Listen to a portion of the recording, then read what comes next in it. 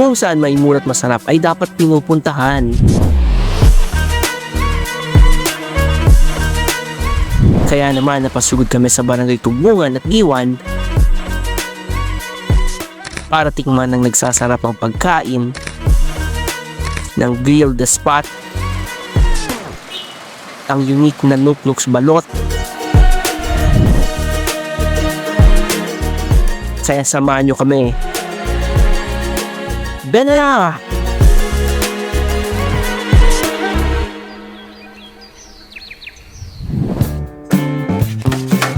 From classic favorites to new discoveries, tikman natin ang mga nagsasarapang street food dito sa Zamboanga City.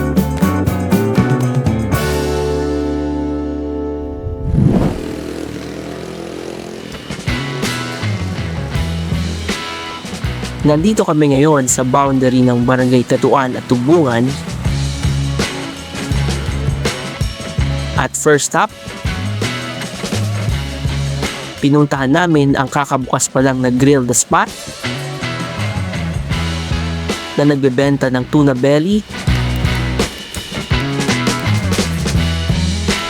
tuna panga, at grilled chicken.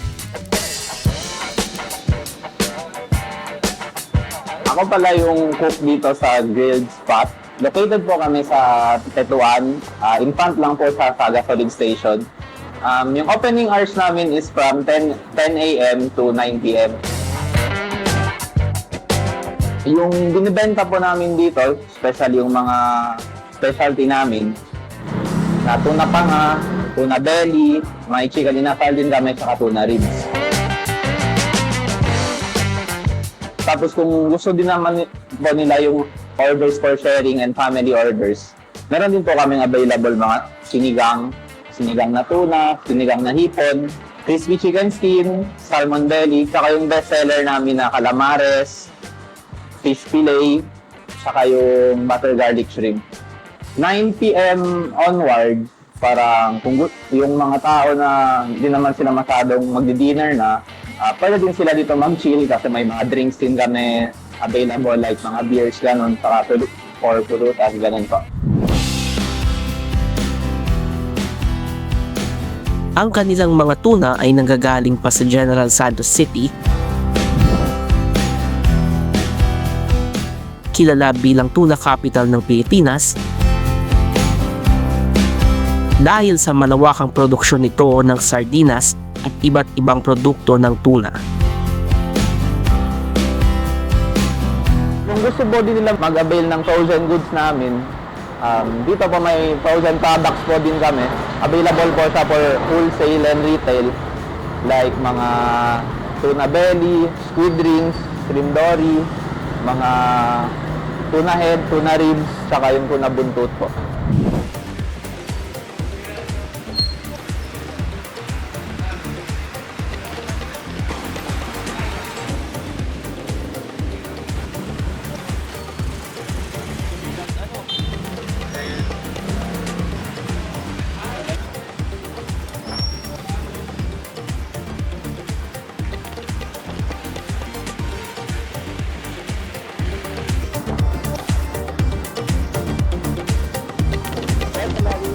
Bagong video ng Sambo Eats.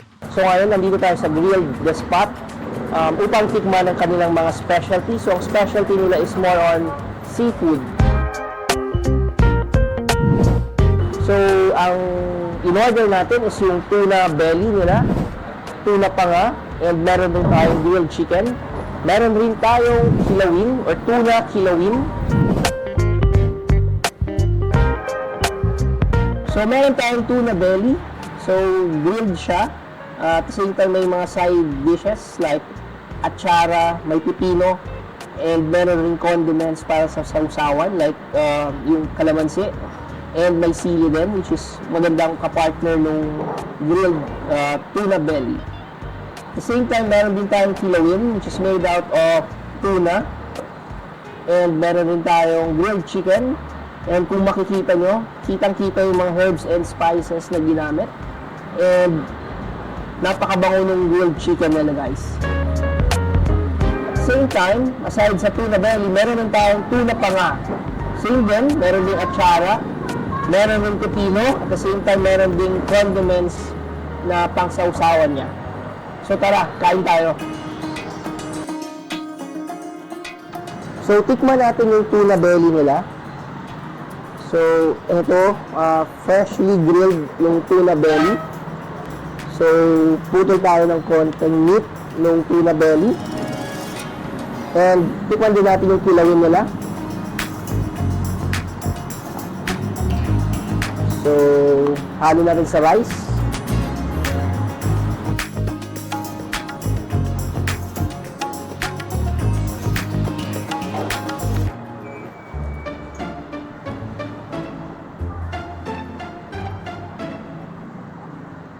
Lasang-lasa mo yung freshness ng isda, ng tuna belly. At the same time, yung acidity ng kilawin galing sa suka and sa calamansi na hinalo nila dito. So, kain ka tayo.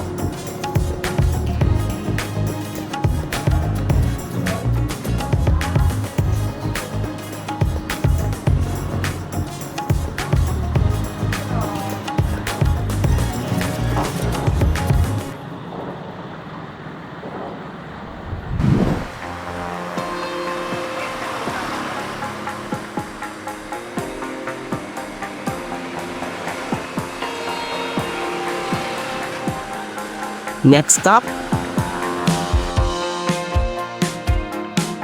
nandito kami ngayon sa Barangay Giwan at nadaanan namin ang isang tindahan na may unique na estilo ng pagbebenta ng balot.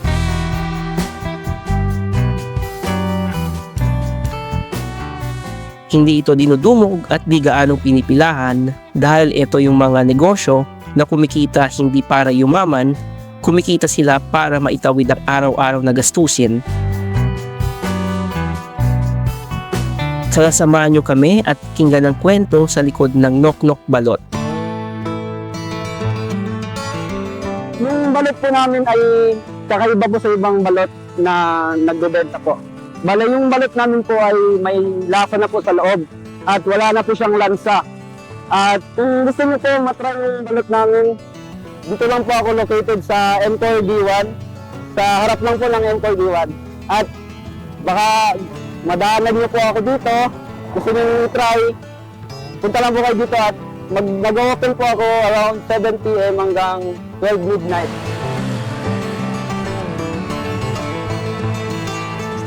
May isang branch din po pala kami sa Tetuan, going City Aiming. Opo, din po, pag malapit po kayo doon sa Tetuan, pwede po kayong dumaan doon.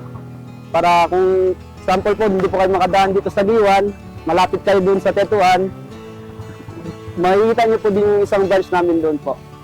Sinubukan ko po itong business ng pagbabalot kasi yun na nga po, kasi para makatulong po sa aking pamilya. Bale, 7 po kami magkakapatid. Ako po yung panganay at yung mga kapatid ko po ay nag-aaral pa. Ito lang po yung naisip kong negosyo para makatulong po sa aking pamilya. Next stop, nandito ulit tayo sa Barangay Giwan at nag-crave kami ng balot at may nadaanan kaming isang balot vendor along the road dito sa MCL Highway, Barangay Giwan. At umorder kami ng 14 days na balot, 14 days old na balot at 18 days old na balot.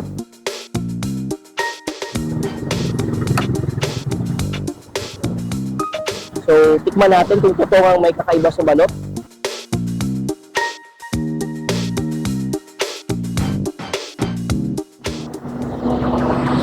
So, wala namang special sa balot.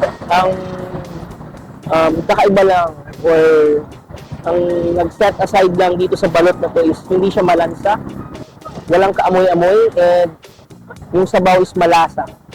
So, meron din tayong mga suka dito. Binigyan nila tayo ng 2 suka. Hindi ko lang alam kung lahat to is maanghang, pero titikman natin.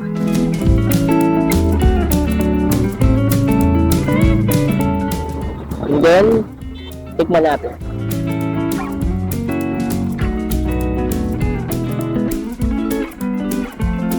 medyo maangang yung sauce na nalagay ko, pero masarap. At titingnan din natin yung pangalawa. Tingnan natin kung ano yung pinagkaiba ng dalawang sauce. So, buhos natin at titikman. So, ito medyo light yung pagkaanghang. And in fairness, masarap yung suka nila. So, dito na tayo ngayon sa last part ng ating video. So, once again, kung may mga kilala kayo na may mga small business dito sa Zamboanga City, you can send us a message sa our social media accounts, sa Facebook and sa YouTube. And once again, let's support small businesses dito sa Zamboanga and see you on our next video. That's yummy.